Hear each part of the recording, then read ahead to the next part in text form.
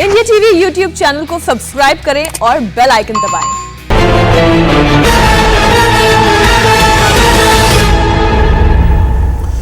नमस्कार, मैं हूं सौरभ शर्मा। देश में खतरनाक होते कोरोना हालात पर सुप्रीम कोर्ट ने अब खुद संज्ञान लिया है और देश की सबसे बड़ी अदालत ने ऑक्सीजन, जरूरी दवाओं की सप्लाई, वैक्सीनेशन, इन तमाम मुद्दों पर केंद्र सरकार से जवाब मांगा है। अदालत ने लॉकडाउन पर भी अपना रुख साफ किया। सुप्रीम कोर्ट के मुताबिक लॉकडाउन लगाने का फैसला ये राज्यों का अधिकार है। इस बेहद अहम मसले पर सुप्रीम कोर्ट अब कल सुनवाई करेगा। इस बीच दिल्ली से लेकर मुंबई और लखनऊ तक ऑक्सीजन की कमी से लोग जूझ रहे हैं। आखिर ऑक्सीजन की इस भारी किल्लत का सलूशन क्या है? कैसे बचेगी कोरोना संक्रमितों की जान? इसको लेकर के एक बड़ी खबर और आई है। इस वक्त की बड़ी खबर आपको बता दें, प्रधानमंत्री मोदी ने ऑक्सीजन की उपलब्धता पर एक समीक्षा बैठक की है।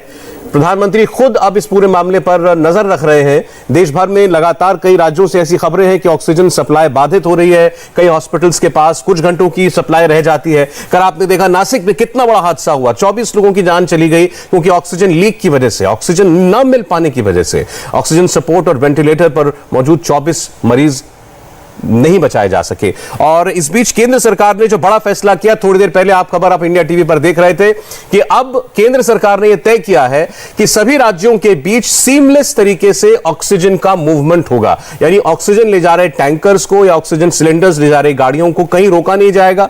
इसके अलावा राज्यों को यह भी निर्देश दिया गया है कि कोई भी राज्य या किसी भी शहर का प्रशासन अब उस टैंकर को नहीं रोक सकता अपने यहां पर इस्तेमाल करने के लिए जो किसी और जगह जा रहा है। ना ही वो जगह जहां पर ऑक्सीजन का प्लांट है वहां पर मजबूर किया जा सकता है उस प्लांट निर्माता को, ऑक्सीजन निर्माता को, कि वो उसी इलाके की या वो उसी राज्य की सप्लाई पर सबसे ज्यादा फोकस करे। इसके अलावा अब केंद्र सरकार एक और सिमलेस तरीके से कोटा जो है वो डिवाइड कर रही है। कुछ राज्य जहां खपत कम है, सप्लाई ज्यादा है, उनका कोटा घटाया गया है। दिल्ली जैसे राज्य जहां पर खपत बेतहाशा है, इस वक्त बहुत हाई डिमांड है, लेकिन उनका दिल्ली सरकार का बार बार ये कहना था कि हमारा कोटा कम कर दिया गया, तो कल दिल्ली सरकार का कोटा ऑक्सीजन का बढ़ा दिया गया है। और ये आप देख सकते हैं, ये बैठक जो चल रही है, प्रधानमंत्री नरेंद्र मोदी ये समीक्षा बैठक कर रहे हैं। इसमें कई मंत्रालयों के, विभागों के टॉप ऑफिसर्स मौजूद हैं और खास तौर पर इसका फोकस है ऑक्सीजन सप्लाई कि हर इफेक्टेड एरिया तक, अस्पताल तक जहां मरीज भर्ती हैं, उन तक एक निरंतर सप्लाई ऑक्सीजन की चलती रहे। कहीं भी ये नौबत ना आए कि कहीं मरीज को लौटाना पड़ रहा है या जो भर्ती मरीज हैं उनको दूसरे अस्पतालों में शिफ्ट करना पड़ रहा है इस वजह से कि ऑक्सीजन नहीं है अस्पताल के पास। आपको बता दें, ये नौबत भी आई थी, कुछ अस्पतालों में ऐसी नौबत आ चुकी है, यूपी में भी, दिल्ली में भी, कि लोगों ने मरीजों को भर्ती करने से यह कहकर मना कर दिया कि हमारे पास ऑक्सीजन नहीं है तो हम आपको ट्रीटमेंट क्या देंगे, आपको इलाज क्या देंगे। अब इसी परिस्थिति से निपटने के लिए आप देख रहे हैं कि प्रधानमंत्री खुद ये बैठक कर रहे हैं। 3-4 दिन पहले भी उन्होंने ऑक्सीजन सप्लाई को लेकर एक अहम बैठक की थी और आज केंद्र सरकार ने यह बताया है कि भारत में कुल जितनी भी ऑक्सीजन निर्मित होती है, मेडिकल ऑक्सीजन, खपत उसके 60% तक पहुंच चुकी है ऑलरेडी। यानी हम जितनी भी बनाते हैं ऑक्सीजन, उसका 60% तो हम रोजाना इस्तेमाल करने लगे हैं और मामले अभी थम नहीं रहे हैं। आज 3 लाख का बैरियर भी भारत ने क्रॉस कर लिया है। तो इस लिहाज से अगर ये डिमांड आगे और बढ़ती है तो भारत की मौजूदा कैपेसिटी भी स्ट्रेस में आ सकती है और इसीलिए विदेश से भी 50,000 मीट्रिक टन ऑक्सीजन इंपोर्ट करने का फैसला किया गया है। आइए अब हम चलते हैं सीधे हमारे कुछ मेहमानों के पास। हमारे साथ हैं doctor DS Rana, chairman Gangaram hospital Delhi, doctor Rahul घुले, फाउंडर 1 रुपी क्लिनिक, डॉक्टर उमा कुमार, हड्डी रोग विशेषज्ञ हैं, एम्स से हमारे साथ जुड़ रही हैं, doctor DK Gupta, chairman Felix hospital Noida, वो भी हमारे साथ हैं। डॉक्टर गुप्ता, आप अस्पताल चलाते हैं, आप बेहतर बता सकते हैं कि ऑक्सीजन को लेकर इस वक्त स्थिति क्या है। तो अगर बिल्कुल आप खुलकर व्यूअर्स को ये बता सकें, क्या वाकई इतनी किल्लत हो गई है कि आज अस्पताल पेशेंट्स को ट्रीट करने में नाकाम है? देखिए, ऑक्सीजन की किल्लत तो है, इसमें कोई दो राय नहीं है। और क्योंकि हमको सबको पता है जितने कोविड पेशेंट्स होते हैं उनको हाई फ्लो ऑक्सीजन चाहिए होती है, 15 से 20 लीटर पर मिनट, और कुछ पेशेंट्स को तो 60 लीटर पर मिनट भी चाहिए होती है। बट जिनको रिक्वायरमेंट है उन्हीं को चाहिए। बहुत सारे ऐसे पेशेंट हैं जो माइल्ड हैं, जिनको बीमारी, जो एसिम्प्टोमेटिक है, जिनकी ऑक्सीजन रिक्वायरमेंट नहीं है, तो ऐसे लोग भी ऑक्सीजन की जमाखोरी कर रहे हैं या एडमिट हो रहे हैं, ऑक्सीजन का दुरुपयोग हो रहा है, तो उसकी वजह से कहीं ना कहीं जो सिस्टम में वो कमी आ रही है। तो इसलिए हम सबको चाहिए कि पैनिक क्रिएट ना करें। जितने भी पेशेंट्स हैं, बहुत सारे पेशेंट्स ऐसे हैं जिनको सिर्फ पॉजिटिव आया, फिर कोई सिम्टोमेटिक है, बट कॉल करेंगे सिलेंडर चाहिए, ऑक्सीजन चाहिए, बेड चाहिए। तो इस समय बेड का भी दुरुपयोग हो रहा है, जिनको बेड चाहिए उनको मिल नहीं रहा, और जिनको नहीं चाहिए वो हॉस्पिटल के अंदर भर्ती हुए बिकॉज सिर्फ अपनी को सिक्योर करने के लिए। तो इसमें सिक्योर करने की जरूरत नहीं, कहीं ना कहीं पैनिक कम करने की जरूरत है। और वैसे भी बता रहा हूँ, ऑक्सीजन कम कैसे कर सकते हैं? अगर आप पैनिक करेंगे तो आपका बीएमआर हाई हो जाएगा, ऑक्सीजन रिक्वायरमेंट वैसे बढ़ जाएगी। अगर आपको हाई ग्रेड फीवर आ रहा है तो भी आपका रेस्पिरेटरी रेट बढ़ेगा, ऑक्सीजन रिक्वायरमेंट बढ़ जाएगी। तो आपको ध्यान देना चाहिए कौन सी ऐसी चीजें हैं जिससे हम ऑक्सीजन की रिक्वायरमेंट को कम कर सकते हैं और कैसे हम रैंप अप कर सकें प्रोडक्शन का। सरकार को उस पर ध्यान देना मैं सर उस पर आता हूं, उस पर मैं आता हूं। जैसे आपने भी 2-3 बातें कही कि ऑक्सीजन की जरूरत एक तो हर कोरोना पेशेंट को नहीं है, और बहुत से लोग पैनिक में आकर के जो है अस्पताल में जबरदस्ती भर्ती हो रहे हैं, कोशिश कर रहे हैं। हम सब डर की वजह से, हम उनको दोष नहीं दे रहे हैं, लेकिन अस्पताल में अगर एक मरीज आ गया तो अब ये तो आप तय करेंगे, तो डॉक्टर तय करेगा कि इस पेशेंट को ऑक्सीजन की जरूरत है या नहीं है। तो अब अगर राज्य केंद्र के मंत्री ये कहते हैं कि भाई राज्य जो है अपनी ऑक्सीजन की रिक्वायरमेंट को ऑप्टिमाइज करें या कम से कम रखें, तो ये अपील तो वो एक्चुअली डॉक्टर से कर रहे हैं कि आप लोग देखिए कि किसको ऑक्सीजन की जरूरत है और किसको ऑक्सीजन की जरूरत नहीं है। तो क्या वाकई ये हॉस्पिटल्स के फ्रंट पर भी कहीं वेस्टेज होती है ऑक्सीजन की? बिल्कुल, बहुत सारा जो हॉस्पिटल सेटअप होते हैं बिकॉज सब में सेंट्रल पाइपलाइन होती है, तो बहुत बार लीकेज होता है, वहां से वेस्टेज हो जाती है। बहुत बार जिन पेशेंट्स को हमें 95% सैचुरेशन नहीं चाहिए, 98, 99 नहीं चाहिए, तो लोग 5 लीटर 6 लीटर पिलाते हैं, तो उसको कम कर सकते हैं। हमें परमिसिव हाइपरकैप्निया एक टर्म होती है, इसका मतलब होता है कि अगर आपका सैचुरेशन 92-93% भी है तो भी अब ऑक्सीजन को मेंटेन कर सकते हो, बॉडी की रिक्वायरमेंट मेंटेन हो जाती है। तो हमें इस समय चाहिए हॉस्पिटल्स को भी परमिसिव हाइपरकैप्निया में काम करें और सैचुरेशन को, जो स्टैंडर्ड सैचुरेशन रेट जो हम देखते हैं SpO2 जिसको बोलते हैं, उसको हमें 93 के आसपास रखना चाहिए। हमें 98 या 99 करने की जरूरत नहीं है। तो जो पेशेंट सच में ही सिक है, जिनको लग रहा है सीवियर ब्रीथिंग डिफिकल्टी है, जिनका कोरेट्स स्कोर 18 है या 15 से ज्यादा है, जिनको सीवियर न्यूमोनाइटिस है, जिनका व्हाइट आउट लंग है, जिनको ARDS हो रखा है, जो वेंटिलेटर्स पे हैं, जो बाइस्पेप पे, उनको ज्यादा जरूरत है, बाकी लोगों को इतनी जरूरत नहीं है। ठीक है डॉक्टर घुले, मैंने तो अपने जीवन में कभी ऐसे हालात नहीं देखे कि अस्पताल बाहर बोर्ड लगा दे कि हमारे पास ऑक्सीजन नहीं है इसलिए हम मरीज को भर्ती नहीं कर सकते, लेकिन ऐसी बहुत सारी तस्वीरें देखने को मिल रही हैं। न जाने रोज कितने फोन आते हैं हम लोगों को कि हमको एक ऑक्सीजन का सिलेंडर दिला दीजिए या हमको ऑक्सीजन का बेड दिला दीजिए। इस बार ऐसा लग रहा है कि जो ऐसा लगता था कि नेचर का हमको दिया गया ये असीमित एक उपहार है, हवा, सांस, हम उसके लिए तरस रहे हैं, यह हालत हो गई है। आपने क्या अनुभव किया दिल्ली में? आपने बिल्कुल सही कहा। ये अनुभव मुझे किसी को पूछने की ज़रूरत नहीं। हमारा एक खुद का हॉस्पिटल हमने अभी चलाने को लिया है गवर्नमेंट का। उसी हॉस्पिटल में हमने बोर्ड लगाया, 900 बेड का हॉस्पिटल है, मगर हम खाली 200 बेड कैपेसिटी से चला रहे हैं और बोर्ड लिखा हुआ है कि हम इसके आगे एडमिट नहीं कर सकते क्योंकि ऑक्सीजन का सप्लाई इरेगुलर है। हमें गारंटी नहीं है कि 900 बेड के लिए ऑक्सीजन हमें मिलेगा कि नहीं मिलेगा। तो ये हमारे खुद के हॉस्पिटल के हाल है, बाकी हॉस्पिटल का भी बहुत सारी जगह पे ऐसे हाल है। ऑक्सीजन सप्लाई बहुत इरेगुलर आ रहा है, गारंटी नहीं है। बहुत सारे छोटे मोटे नर्सिंग होम बंद हो जा रहे हैं अभी मुंबई में या MMR रीजन में भी। तो ये सही हाल है और इसका जल्दी से जल्दी कुछ तो भी सोल्यूशन निकलना चाहिए। डॉक्टर साहब, क्योंकि आपका ही अपना खुद का अनुभव है, मैं चाहता हूं आप जरा डिटेल में बताइए, आपका अस्पताल कहां पर है, आपकी कैपेसिटी कितनी है और ऑक्सीजन को लेकर के आप क्या डिफिकल्टी फेस कर रहे हैं इस वक्त, डिटेल में बताइए। सर 850 बेड का हॉस्पिटल है गवर्नमेंट ऑफ महाराष्ट्र में, भिवंडी ग्रामीण में, जो हमें सरकार ने चलाने को दिया है, क्लिनिकल मैनेजमेंट के लिए दिया है जी। मगर एक हफ्ते से हम लोग खाली 150 या 200 पेशेंट वहाँ पे एडमिट कर रहे हैं। क्यों? क्योंकि ऑक्सीजन का सप्लाई 3 दिन में एक बार आ रहा है टैंकर उसका जो, और हमें कैपेसिटी बढ़ाना है, डॉक्टर्स है, नर्सेस है, मगर पेशेंट एडमिट नहीं कर पा रहे हैं क्योंकि ऑक्सीजन हमें जो मात्रा में चाहिए वो नहीं मिल रहा है हमें, तो हम आगे एडमिशन नहीं ले रहे।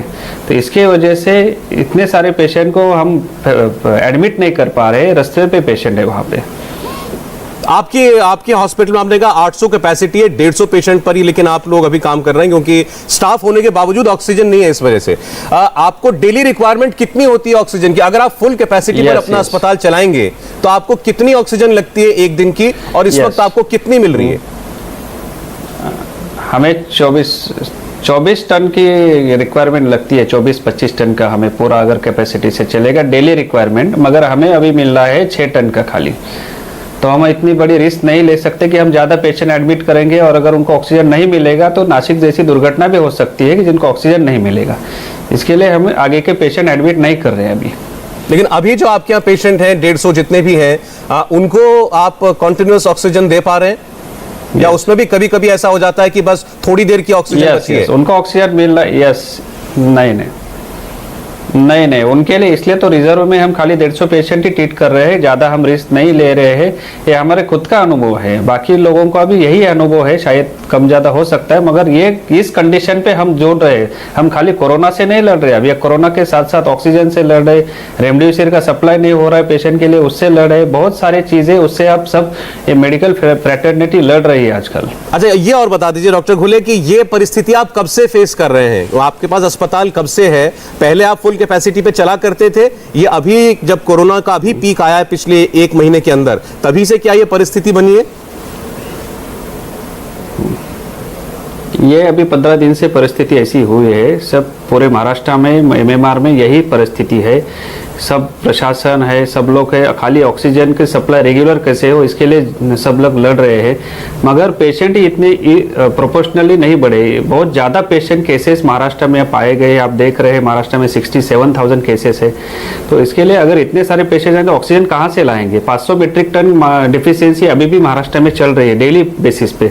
अभी उसको बाहर के स्टेट से लाने के लिए सारे प्रयास चल रहे हैं हमारे, मगर अभी ये हम लोग कहाँ तक इसको ये करेंगे, ये बहुत बड़ा मुद्दा है। ये अब मैं फिर बताना चाहता हूं, हम बात कर रहे हैं डॉक्टर राहुल घुले से, फाउंडर हैं 1 रुपी क्लिनिक।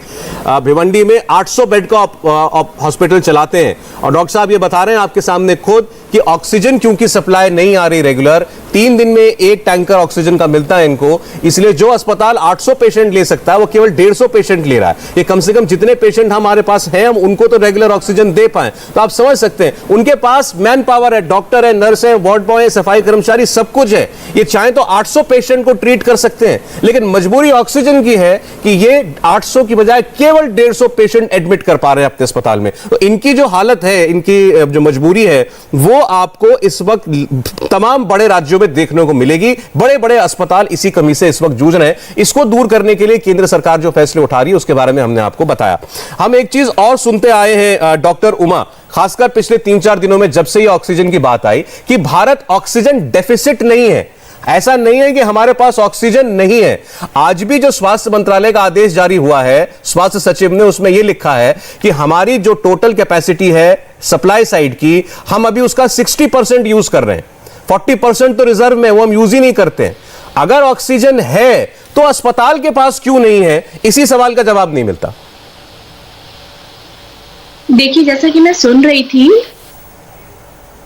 अनप्रेसिडेंटेड सिचुएशन है जहां पर किसी ने ये उम्मीद नहीं की थी, और सेकेंड वेव के बारे में किसी ने इतने सीरियसली कि इतने मैसिव लेवल पे होगी प्रिपरेशन नहीं की, क्योंकि सोचा नहीं था किसी ने कि ऐसा भी हो सकता है। तो इसलिए जो हॉस्पिटल्स हैं वो ओवर स्ट्रेस्ड हैं।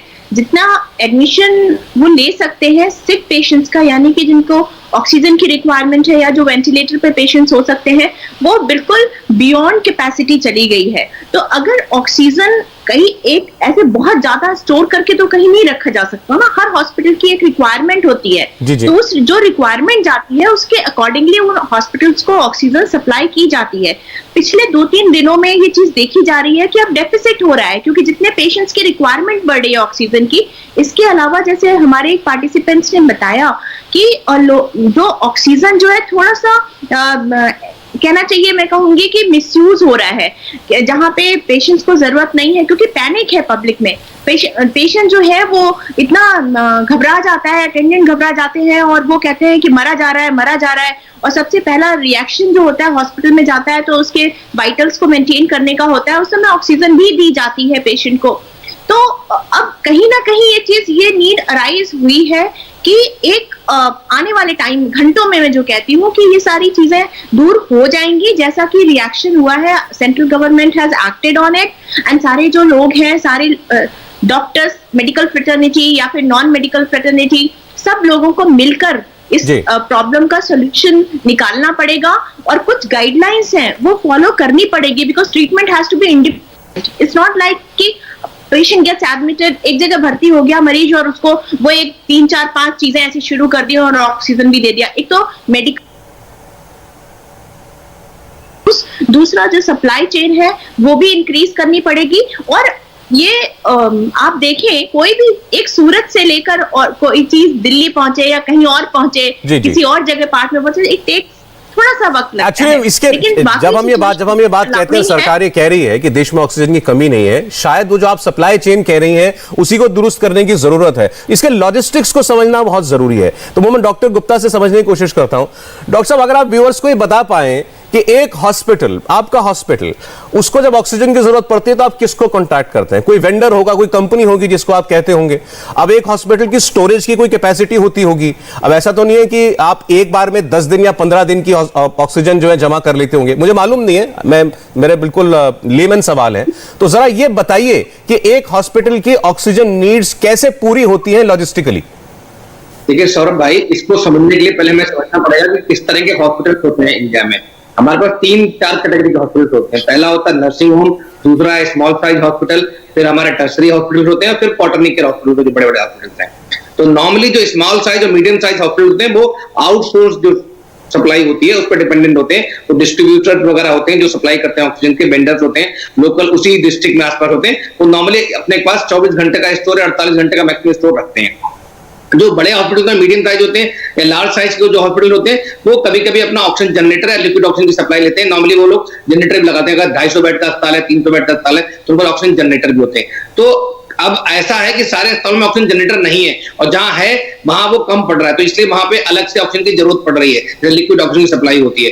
तो हर अस्पताल में नॉर्मली कभी भी बात करें तो 24 से 48 घंटे ज्यादा स्टोरेज की जरूरत पड़ती भी नहीं कभी, और सप्लाई बड़ी मतलब कभी अनइंटरप्टेड सप्लाई होती है, कभी इंटरप्ट होती भी नहीं है। जब भी हम लोग के सिलेंडर खाली होते हैं, 2 टाइप के सिलेंडर होते हैं, एक होता है बी टाइप जो छोटा होता है, एक डी टाइप बड़ा सिलेंडर होता है, और उनको हम सेंट्रल पाइपलाइन से कनेक्ट कर देते हैं, और सेंट्रल पाइपलाइन से कनेक्ट होकर वो पूरी जो सेंट्रल सप्लाई चेन होती है हमारी, जो उसकी हॉस्पिटल की जो हर पेशेंट के बेड तक जाती है, तो वहां तक पूरा एक पाइप के थ्रू पेशेंट को ऑक्सीजन सप्लाई की जाती है, और वहां पे एक फ्लो मीटर लगा होता है, और उसके साथ मास्क के द्वारा नली के द्वारा हम कनेक्ट कर देते हैं। तो इस पूरे ऑक्सीजन बिल्डिंग की सप्लाई में भी कभी कभी जो पुरानी अगर आपकी लाइन है या कहीं लीकेज है, तो वहां पे भी उसका प्रेशर कम हो सकता है, ऑक्सीजन की लीकेज हो सकती है। या आपने जो पेशेंट है उसकी रिक्वायरमेंट नहीं है, लेकिन फिर भी आप रिक्वायरमेंट से ज्यादा ऑक्सीजन दे रहे हैं, तो भी वेस्टेज ऑफ ऑक्सीजन है।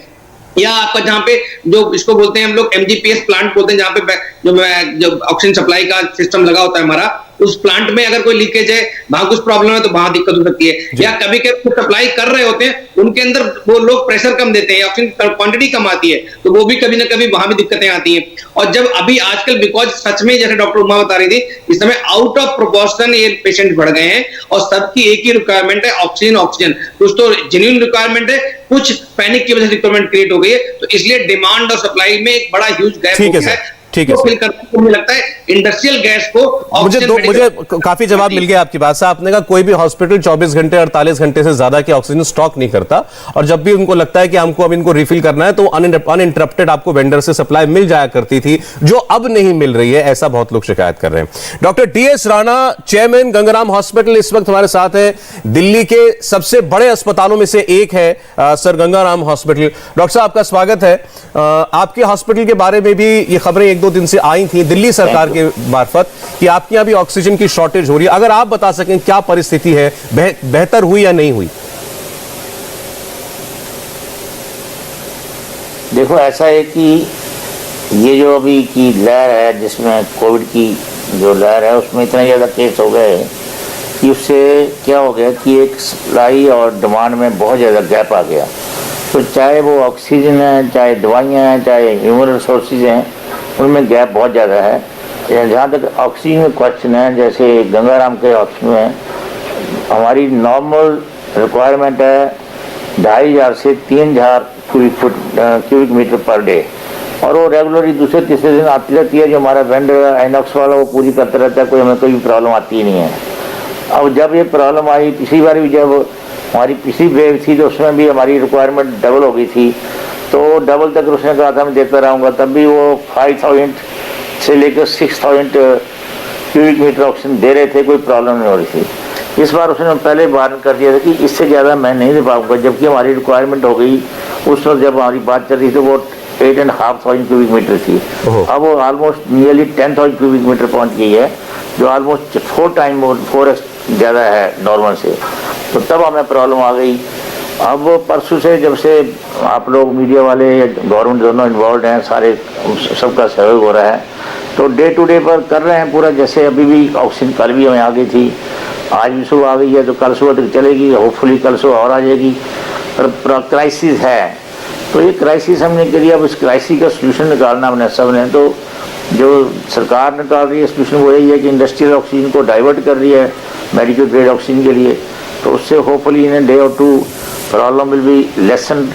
फिर सप्लाई एंड डिमांड की जो गैप है उसको पूरा करना है, और उसका गैप करने का तरीका एक ही है, सप्लाई तो इसकी इन्वेंट्री की होगी, सप्लाई गैस की है, सप्लाई ह्यूमन होती है, जहाँ तक डिमांड है डिमांड पेशेंट्स की है, तो पेशेंट कम से कम आए उसके लिए एक लिमिटेड लॉकडाउन भी किया है। बाकी लोगों को जब तक लोग यदि एक जो कोविड बिहेवियर है उसको नहीं फॉलो करेंगे तब तक एक गैप करना बड़ा मुश्किल हो जाएगा, क्योंकि इस वक्त वो बहुत ही स्टीप राइज है इन केसेस।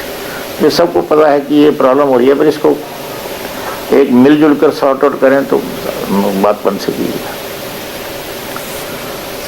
अब डॉक्टर साहब ये आपसे और हम जानना चाहते हैं, आमतौर पर आपके हॉस्पिटल में एक तो आपने बताया कि आपकी जो नॉर्मल डिमांड है उससे 4 गुना ज्यादा ऑक्सीजन की आपको इस वक्त दरकार है, तो वो अगर आपने कहा 10,000 क्यूबिक टन में, अगर सही सुन पाया हूं तो फिलहाल वो मीट हो रही है, फिलहाल आपको पर डे उतना मिल रहा है? ऑलमोस्ट नियरली इतना है हमारे पास। पर एक बात और समझिए, जहाँ सेंट्रल ऑक्सीजन होती है, जैसे हमारी सेंट्रल ऑक्सीजन सप्लाई है, वो सप्लाई जो है हमारे टैंक, हमारे पास स्टोरेज कैपेसिटी तो अप टू 22,000 क्यूबिक मीटर की है, पर इतनी हम रखते नहीं है। पर ये ऐसा होता है जब इतने वेंटिलेटर चल रहे हैं, उतने लोग ऑक्सीजन नॉर्मली नहीं लगती, उनको प्रॉब्लम नहीं होती है। जब 500 में लगभग 400 लोगों को ऑक्सीजन लगी है, तो उसमें एक रिजर्वायर बनाना जरूरी है। हमारी यदि जब भी 4,000 से सप्लाई नीचे जा रही है, 4,000 हमारे पास है भी, तो उसके बाद वेंटिलेटर जो है वो बंद होना शुरू हो जाते हैं, क्योंकि ऑक्सीजन का फ्लो प्रेशर कम हो जाता है। अच्छा, नॉर्मली 2, 4, 10 वेंटिलेटर चल रहे हैं, कोई प्रॉब्लम नहीं होती है। अब आपके पास इतने वेंटिलेटर चल रहे हैं और इतने हाई फ्लो जो ऑक्सीजन सप्लाई है, उसमें बहुत ज़्यादा ऑक्सीजन वेस्टेज भी होती है। तो इन ऑर्डर टू जो जिससे नॉन इन्वेजिंग वेंटिलेशन कहते हैं, जिसमें ट्यूब नहीं डालते हैं, तो उसमें थोड़ी जो डॉक्टर साहब ने पहले बताया कि उसमें वेस्टेज होती हैं। हम कोशिश कर रहे हैं जहाँ वेस्टेज के पॉइंट उनको तो रोक रहे हैं, पर सप्लाई जो है वो क्योंकि सारे पेशेंट को ऑक्सीजन लगी हुई है, तो नेचुरली और रिजर्वायर का होना जरूरी है। मैं कहूँ कि मेरे पास आज 10,000 स्क्वायर फीट क्यूबिक मीटर है, पर जब टैंकों की जो लेवल है 3,000 4,000 पहुँच जाएगी, उस टाइम ऑक्सीजन का प्रेशर नीचे कम होना शुरू हो जाएगा। उस टाइम हमें वेंटिलेशन और ये जब जितनी हाई फ्लो ऑक्सीजन वो नहीं दे पाते हैं, तो इसलिए प्रॉब्लम हमारी एवरी डे। तो हमारे पास यदि हमारी डेली कंजप्शन से 8,500 से 9,000 तक है, तो हमारे पास ideally round about 14,000 cubic meter होनी चाहिए, जिससे प्रेशर लगातार बना रहेगा। तो ये चीज़ें भी समझनी है सरकार को, और हमें भी, जो बड़े मेजर हॉस्पिटल हैं उनमें भी प्रॉब्लम है ना। छोटे हॉस्पिटल में जो है डॉक्टर साहब ने बताया, वहाँ तो मेनली गैस सिलेंडर से चलता है, उसका गुजारा चल रहता है, वो उसी टाइप के केस ट्रीट कर रहे हैं जी, तो उनको ज़्यादा प्रॉब्लम नहीं आती है। जहाँ ये सेंट्रल ऑक्सीजन सप्लाई है, हमारे पास सिलेंडर बहुत हो रहे हैं, छोटे छोटे सिलेंडर हैं, और एमरजेंसी के लिए, तो हमारे लिए रेगुलर सप्लाई जो है चलती रहेगी, तभी हॉस्पिटल चल पाएंगे। और जो बड़े बड़े हॉस्पिटल हैं, जो क्वार्टरनरी हॉस्पिटल हैं, टर्शियरी केयर हॉस्पिटल हैं, उनमें उनकी ये प्रॉब्लम सॉर्ट आउट करनी होगी। समझा आपकी बात। बड़े हॉस्पिटल्स में दिक्कत ज्यादा है क्योंकि खपत बहुत ज्यादा है। 8,000 जी डॉक्टर साहब, मैं ये आपसे और समझना चाहता हूं कि ये हालात दिल्ली में कब से बने हैं, और क्योंकि आप इतना बड़ा हॉस्पिटल चला रहे हैं, आप अपने वेंडर से डिमांड करते होंगे, वो आपको सप्लाई अभी जितनी दे पा रहा है उतनी दे पा रहा है। इसके अलावा क्या आप बंधे हैं कि आप एक ही व्यक्ति से ऑक्सीजन ले सकते हैं, आप किसी और से नहीं मांग सकते? क्या एक अस्पताल एक रीजन से ही लेता है ऑक्सीजन? नहीं, एक हफ्ता पहले हमें कोई प्रॉब्लम नहीं थी, पर केसेस इतने बढ़ने लगे, इतने जैसे पिछली वेव थी तो गंगाराम हॉस्पिटल में मैक्सिमम केस जो एडमिट हुए थे वो 398 तक गए थे, 298 तक, अप टू 298 गए थे। उनमें से बहुत कम लोगों को वेंटिलेटर की जरूरत थी। इस बार हमारे केस ऑलरेडी 515 केसेज हैं, और 128 ICU बेड्स हैं। अब प्रैक्टिकली 80% पेशेंट लोगों को जो बाकी भी बेड उनको भी ऑक्सीजन लगी हुई है, बिकॉज जिनको ऑक्सीजन की जरूरत है उनको तो हम दाखिल ही नहीं कर रहे हैं। तो इसलिए बहुत, इसलिए जो रिक्वायरमेंट है बहुत ज़्यादा हो गई। तो अब नॉर्मल रिक्वायरमेंट हो गई। उस वक्त वेंडर ने 4 दिन पहले कहा मैं आपको 5000 क्यूबिक मीटर से ऊपर ऑक्सीजन नहीं दे सकता, आप अपना अल्टरनेटिव अरेंजमेंट करो। तब हमने अल्टरनेटिव वेंडर को पता किया, तो अल्टरनेटिव वेंडर जो आईओएल है पानीपत से, उन्होंने हमें कहा कि नहीं, यदि गवर्नमेंट ऑफ दिल्ली एनओसी देगी तब हम आपको दे सकते हैं।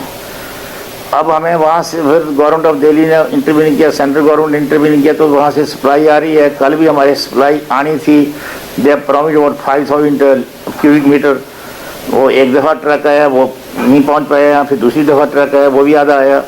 तो ये चीज़ें चल रही हैं, क्योंकि गवर्नमेंट सरकार इधर उधर भी दे रही है, दूसरे हॉस्पिटलों में तो कमी है।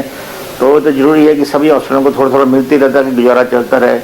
पर यदि आइडली, यदि like I can say about my hospital, हमारे हॉस्पिटल में मिनिमम इस वक्त 12,000 पर डे की सप्लाई रहनी चाहिए, ताकि हम सप्लाई लगातार पेशेंट को दे सकते हैं। ये जिस तरीके से वेव चली हुई है, इसमें हमारी ये रिक्वायरमेंट है, क्योंकि हमें रेजरवायर चाहिए उसको मेंटेन करने के लिए।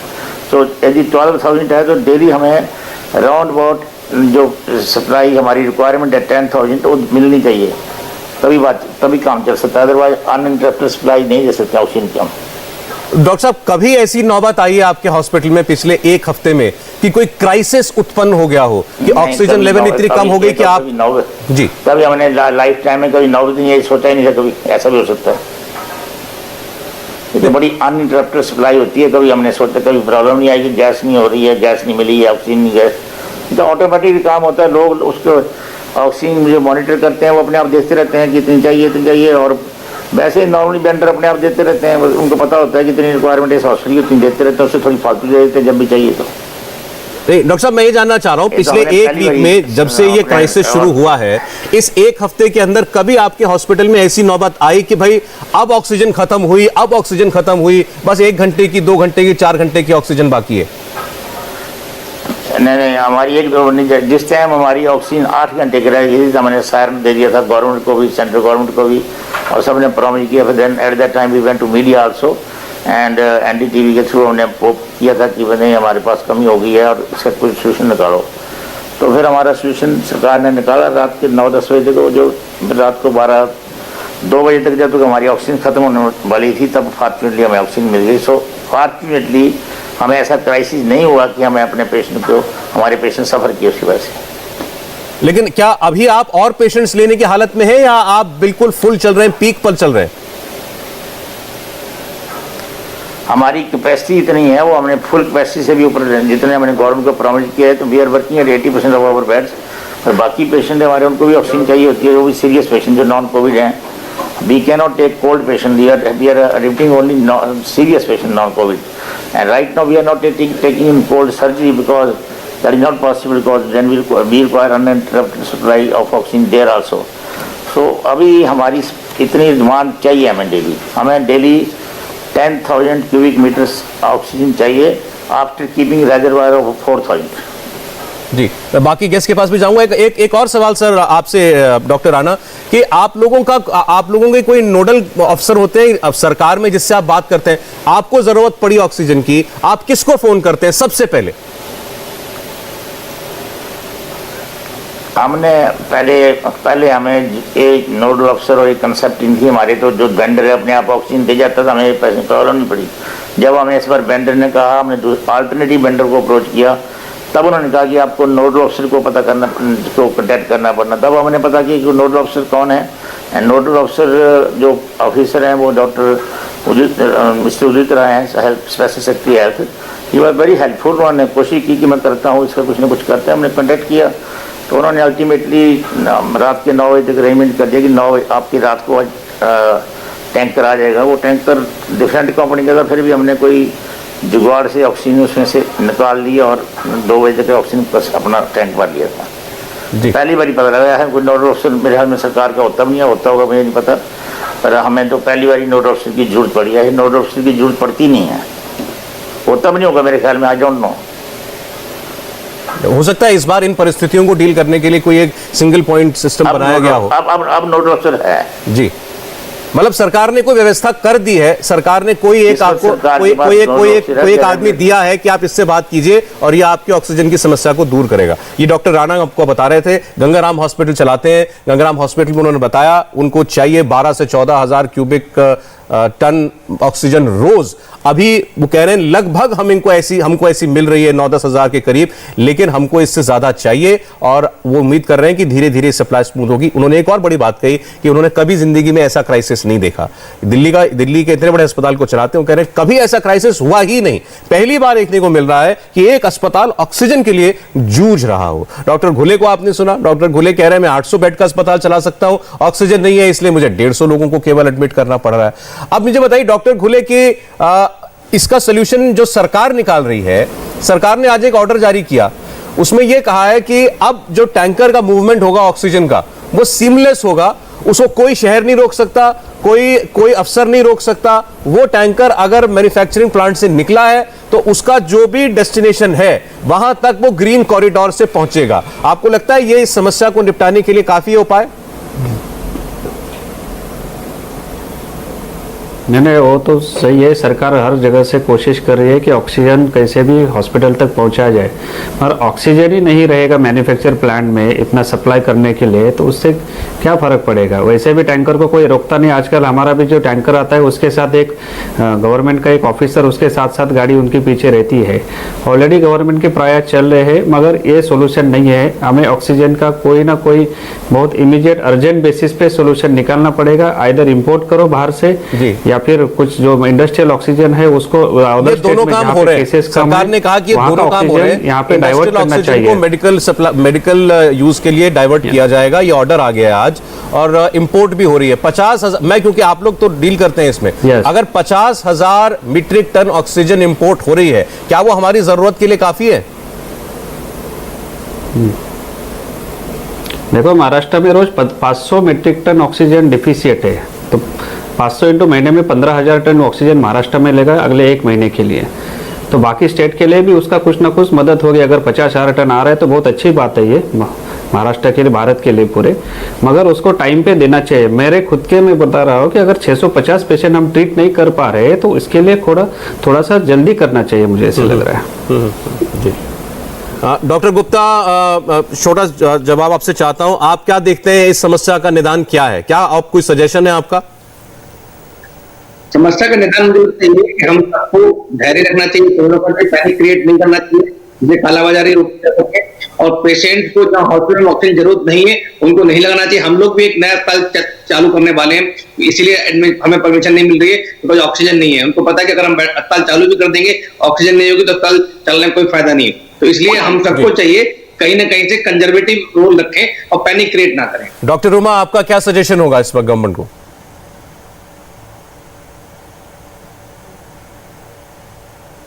डॉक्टर साहब आपकी आवाज नहीं आ रही है, आवाज नहीं पहुंच पा रही डॉक्टर साहब आपका। बहरहाल बहुत बहुत शुक्रिया डॉक्टर राणा, डॉक्टर घुले, डॉक्टर गुप्ता और डॉक्टर उमा। आप लोगों ने आज देश को ये बताया तो कि दिक्कत है कहां पर, अस्पतालों को ऑक्सीजन क्यों नहीं मिल रही है, अस्पतालों में ऑक्सीजन की कमी हो क्यों रही है। उसका एक जवाब है, कभी इतना बड़ा संकट आया नहीं, कभी अस्पताल में ऑक्सीजन की डिमांड के इतने मरीज पहुंचे ही नहीं जितने इस बार पहुंच रहे हैं। आपने गंगाराम हॉस्पिटल के चेयरमैन को सुना, उन्होंने कहा ऐसा संकट कभी मैंने देखा नहीं जिंदगी में। नमस्ते, मैं हूं मीनाक्षी जोशी। वीडियो और खबरों से अपडेट रहने के लिए India TV YouTube channel subscribe करें, बेल आइकन दबाना ना भूलें। जुड़े रहें इंडिया टीवी के साथ।